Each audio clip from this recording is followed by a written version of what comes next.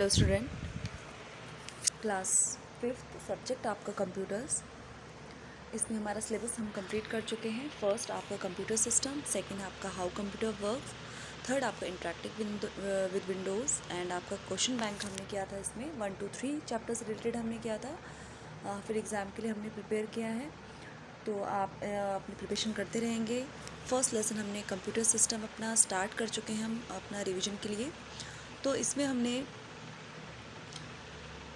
Last video में हमने इसमें जो अपना हार्डवेयर था हमारा, इसके हमने जो डिवीज़न है इसको किया गया है input devices, output devices and storage devices हमने किया था इसमें। तो स्टोरेज डिवाइसेस को आगे हम करेंगे। देखिए क्या है आपका स्टोरेज डिवाइसेस। आपको पता है कि आपकी जो इन्फॉर्मेशंस होती हैं, डाटा आपका है, किसी भी तरीके का आपका डाटा है, वो क्या करता है, स्टोर करके रखता है ताकि आप फ्यूचर में उसको क्या कर सकें, यूज़ कर सकें, इस्तेमाल कर सकें। वो टेम्परेरी भी स्टोर करता है और परमानेंटली भी आपका, यानी कि थोड़ी देर के लिए, थोड़े समय के लिए और लंबे समय तक के लिए भी उसको क्या कर सकता है, स्टोर करके रख सकता है। तो जो आपके स्टोरेज डिवाइसेस हैं उनको दो भागों में डिवाइड किया गया है। पहला है आपका primary storage devices. These devices hold data temporarily and are internal storage devices. For example आपका RAM and आपका कैश मेमोरी। तो जो आपका ये इंटरनल ही आपका, यानी कि अंदरूनी अंदर जो आपका इंटरनल, यानी कि जो आपका कंप्यूटर का इंटरनल सिस्टम है, इंटरनल है, अंदर है स्टोरेज डिवाइसेस के आपका। तो वहाँ पे इसको क्या करता है, ये स्टोर करके रखता है, कुछ समय के लिए स्टोर करके रख सकता है। एग्जांपल क्या है इसके, RAM, random access memory and cache memory. तो ये जो आपकी मेमोरी है, इन पे क्या है, कुछ समय के लिए आप इसमें क्या कर सकते हैं, डाटा को स्टोर करके रख सकते हैं। नेक्स्ट है आपका, देखिए जैसे कि आपकी टीचर आपकी क्लास में आती है तो आपको ब्लैक बोर्ड में कुछ लिखाती है, ठीक है। तो आप उसने ब्लैक बोर्ड में टीचर ने लिखवाया आपको, तो जब तक दूसरी टीचर आके उसको इरेज ना करी है, वो खुद टीचर ना करके जाए, तो तब तक वो थोड़े समय के लिए क्या रहता है, ब्लैक बोर्ड में स्टोर रहता है आपका। और जब आप उसे अपनी कॉपी में नोट डाउन कर लेते हैं, तो आप क्या करते हैं, उसको परमानेंटली अपनी कॉपी में क्या करते हैं, स्टोर कर लेते हैं। और फिर आपके एग्ज़ाम होते हैं, फिर आप उसको क्या करते हैं, लर्न करते हैं, समझते हैं, ठीक है। तो आपने क्या कर दिया, उसको परमानेंटली अपनी कॉपीज़ में स्टोर करके रख दिया। नेक्स्ट आपका secondary storage devices. These devices hold data permanently and they can be internal or external. For example, CD, DVD, pen drive, hard disk और are a secondary storage devices. जी मैंने आपको बताया, secondary storage devices में आप permanently अपना data क्या करते हैं, स्टोर करके रख सकते हैं। जैसे आप टीचर ने आपको कुछ लिखवाया है, कोई इंपॉर्टेंट चीज़ें लिखाई हैं, कोई चैप्टर्स के क्वेश्चन आंसर्स करे हैं, कोई भी एक्टिविटीज़ आपको लिखवाई है, तो आप उसे जब आप कॉपी में आप स्टोर कर लेंगे, तो दैट मीन्स आपने क्या किया, उसको परमानेंटली आपने स्टोर अपने पास रख लिया, उसको स्टोर करके रख लिया। जब आपका मन करे तब आप उसको देख सकते हैं। तो उसी तरीके से कंप्यूटर में भी ऐसे ही होता है आपका।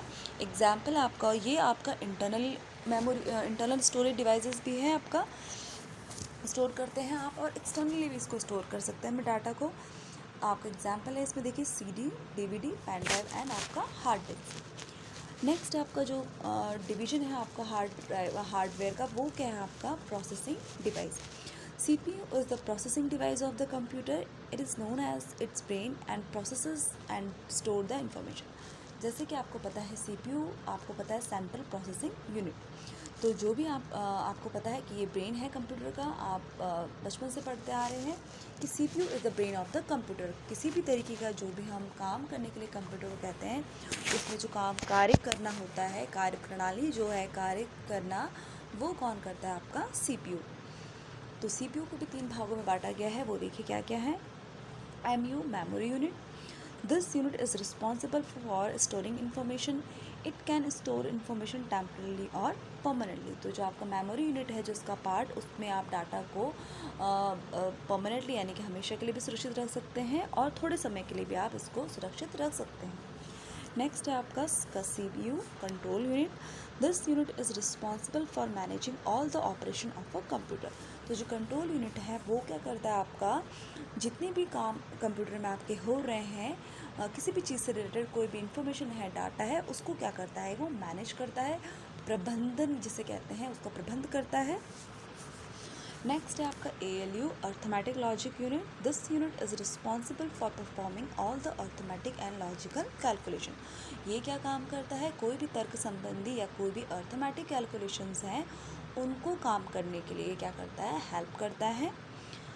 नेक्स्ट है आपका माइक्रो प्रोसेसर आपका क्या हो, और simply a processor in refer to as a CPU. It is an electronic chip. It perform all the calculation and control the internal activities that takes place within the computer.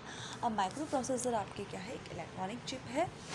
ये आपका refer किया गया यानी कि CPU, central processing unit, यानी कि जैसे अगर आपका ब्रेन होता है, आपका ब्रेन अगर काम करना बंद कर दे तो आप कोई भी काम नहीं कर सकते। उसी तरीके से जो भी एक्टिविटीज़, जितना भी काम होता है वो किसके थ्रू हो रहा है, आपका माइक्रो प्रोसेसर के थ्रू आपका क्या हो रहा है, यहाँ पे काम हो रहा है। जितनी भी एक्टिविटीज़ कंप्यूटर में हम कर रहे हैं, कंप्यूटर को बोल रहे हैं, वो किसके थ्रू उसको मैनेजिंग यानी कि उसको कंट्रोल, उसको कौन कर रहा है, वो एक्टिविटीज़ कौन कर रहा है, किसके थ्रू हो रही है, वो आपका माइक्रो प्रोसेसर यानी कि आपका क्या है, आपका जो ये इलेक्ट्रॉनिक चिप है। तो ये आज आप करेंगे। एक और हम नेक्स्ट आपका देख लेते हैं, ये भी देख लेते हैं मदरबोर्ड देखिए आपका इस तरीके से होता है। The motherboard is the base on which microprocessor, memory and other internal components of a computer are mounted. It is also known as a printed circuit board. अब जो मदरबोर्ड है उसको प्रिंटेड सर्किट बोर्ड भी कहा जाता है कि ये आपका एक तरीके से एक बोर्ड है। इसमें जितने भी आपके हार्डवेयर कंपोनेंट्स हैं वो क्या होते हैं, एक अटैच होते हैं।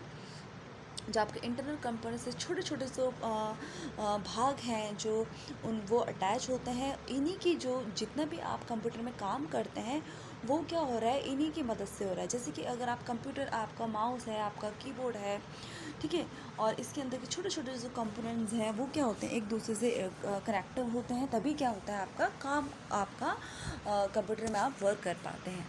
तो अगर ये मदरबोर्ड आपका नहीं होगा तो आपका जो सर्किट है वो तैयार नहीं होगा और आपका काम आप कंप्यूटर में वर्क नहीं कर सकते।